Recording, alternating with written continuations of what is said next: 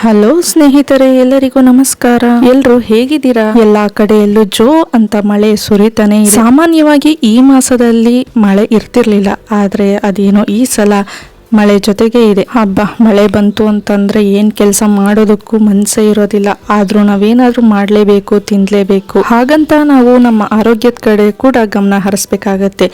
ಇಂತಹ ವಾತಾವರಣದ ಸಂದರ್ಭದಲ್ಲಿ ಆಗಾಗ ಸ್ವಲ್ಪ ಕಷಾಯನ ಮಾಡ್ಕೊಂಡು ಕುಡಿಯೋದು ತುಂಬಾನೇ ಒಳ್ಳೆಯದು. ದಿನಕ್ಕೆ ಒಂದ್ಸಲನಾದ್ರೂ ಕಷಾಯನ ಮಾಡ್ಕೊಂಡು ಕುಡಿಬೇಕು. ಈ ಹಿಂದೆ ಸುಮಾರು ಸಲ ನಾನು ಕಷಾಯದ ರೆಸಿಪಿಗಳನ್ನ ಹಾಕಿದ್ದೀನಿ, ಹಾಗೆ ನಿನ್ನೆ ಕೂಡ ಶಾರ್ಟ್ಸ್ನಲ್ಲಿ ಹಾಕಿದ್ದೀನಿ. ನಿಮಗೆ ಪೂರ್ತಿ ವಿಡಿಯೋ ಬೇಕು ಅಂತಂದರೆ ಕಮೆಂಟ್ ಬಾಕ್ಸ್ನಲ್ಲಿ ತಿಳಿಸಿ, ಮತ್ತೊಮ್ಮೆ ವಿಡಿಯೋನ ಅಪ್ಲೋಡ್ ಮಾಡ್ತೀನಿ. ಪ್ರತಿದಿನ ಕಷಾಯವನ್ನು ಕುಡಿಯೋಕ್ಕಾಗದೇ ಇರೋರು ನಾವು ಮಾಡುವಂತಹ ಅಡುಗೆಗಳಲ್ಲಿ ಯಾವುದೇ ರೀತಿಯಾದಂತಹ ಮಸಾಲೆಗಳನ್ನ ಉಪಯೋಗಿಸಿ ಮಾಡಿದ್ರೆ ಆರೋಗ್ಯಕ್ಕೆ ತುಂಬಾ ಒಳ್ಳೆಯದು. ಅದಕ್ಕಾಗಿ ನಾನಿವತ್ತು ಚಕ್ಕೆ ಲವಂಗ ಮಸಾಲೆ ಪುಡಿಗಳನ್ನ ಹೊಂದಿಸ್ಕೊಂಡು ಮಾಡುವಂತಹ ಒಂದು ವೆಜಿಟೇಬಲ್ ಬಿರಿಯಾನಿ ಅಥವಾ ಪಲಾವ್ ಏನು ಬೇಕಾದರೂ ಹೇಳ್ಬೋದು, ಈ ರೀತಿಯ ಒಂದು ರೆಸಿಪಿಯನ್ನು ಮಾಡೋದು ಹೇಗೆ ಅನ್ನೋದನ್ನು ನಿಮ್ಮೆಲ್ಲರಿಗೂ ತಿಳಿಸ್ಕೊಡ್ತಾ ಇದ್ದೀನಿ. ಇದಕ್ಕೆ ಕಾಯಿ ಬೇಡ, ಹೆಚ್ಚು ಮಸಾಲೆ ಸಾಮಗ್ರಿಗಳು ಬೇಡ, ರುಬ್ಬೋದು ಬೇಡ.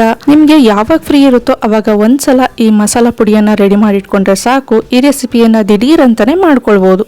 ಬನ್ನಿ ಹೇಗೆ ಮಾಡೋದು ಅಂತ ನೋಡೋಣ. ಮಾಮೂಲಿಯಾಗಿ ನಾವು ಪಲಾವ್ ಮಾಡುವಾಗ ಒಂದು ಕುಕ್ಕರ್ ಇಟ್ಕೊಳ್ತೀವಿ. ಹಾಗೆಯೇ ಒಂದು ಕುಕ್ಕರ್ ಇಟ್ಕೊಂಡಿದ್ದೀನಿ. ಅದಕ್ಕೆ ಎಣ್ಣೆ, ತುಪ್ಪ, ಅದಕ್ಕಾದ ನಂತರ ಸ್ವಲ್ಪ ಈರುಳ್ಳಿಯನ್ನು ಹಾಕಿ ಅದನ್ನು ಫ್ರೈ ಮಾಡ್ಕೊಳ್ತಾ ಇದ್ದೀನಿ. ನಂತರ ಟೊಮೆಟೊವನ್ನು ಹಾಕಿ ಫ್ರೈ ಮಾಡ್ಕೊಳ್ತಾ ಇದ್ದೀನಿ.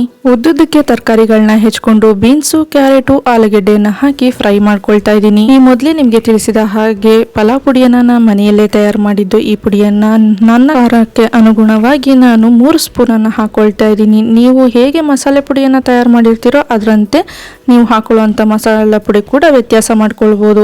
ಮಸಾಲೆ ಪುಡಿಯೊಂದಿಗೆ ತರಕಾರಿಯನ್ನು ಹೊಂದಿಸ್ಕೊಳ್ತಾ ಇದ್ದೀನಿ. ನಂತರ ನಾವು ತೊಳೆದಿಟ್ಕೊಂಡಂತಹ ಅಕ್ಕಿಯನ್ನು ಹಾಕೊಳ್ತಾ ಇದ್ದೀನಿ. ನಂತರ ಅದನ್ನು ಕೂಡ ಚೆನ್ನಾಗಿ ಮಿಕ್ಸ್ ಮಾಡ್ಕೊಳ್ತಾ ಇದ್ದೀನಿ. ನಾನಿಲ್ಲಿ 1 ಲೋಟ ಅಕ್ಕಿಯನ್ನು ತೊಳೆದು ಹಾಕೊಂಡಿದ್ದೀನಿ. ಅದರಂತೆ 1ಕ್ಕೆ 2 ನೀರನ್ನು ಹಾಕೊಳ್ತಾ ಇದ್ದೀನಿ. ನಂತರ ರುಚಿಗೆ ತಕ್ಕಷ್ಟು ಉಪ್ಪನ್ನು ಹಾಕೊಳ್ತಾ ಇದ್ದೀನಿ. ಎಲ್ಲವನ್ನು ಚೆನ್ನಾಗಿ ಮತ್ತೊಂದ್ಸಲ ಮಿಕ್ಸ್ ಮಾಡ್ಕೊಳ್ತಾ ಇದ್ದೀನಿ. ಕುಕ್ಕರ್ ಮುಚ್ಚಳವನ್ನು ಮುಚ್ಚಿಟ್ಟು 2 ವಿಷಲ್ ಕೂಗಿಸ್ಕೊಳ್ತಾ ಇದ್ದೀನಿ. ಪಲಾವ್ ಪುಡಿಯನ್ನ ಮನೆಯಲ್ಲಿ ಹೇಗೆ ತಯಾರಿಸೋದು ಅಂತ ನಿಮ್ಗೆ ಯಾವ್ದಾದ್ರು ರೆಸಿಪಿ ಬೇಕಿದ್ರೆ ಕಮೆಂಟ್ ಮೂಲಕ ನನಗೆ ತಿಳಿಸಿ. ಮತ್ತೊಂದು ವಿಡಿಯೋದಲ್ಲಿ ನಿಮಗೆ ಹೇಗೆ ಪಲಾವ್ ಪುಡಿಯನ್ನು ಮನೆಯಲ್ಲಿ ತಯಾರಿಸೋದು ಅನ್ನೋದನ್ನ ತಿಳಿಸ್ಕೊಡ್ತೀನಿ.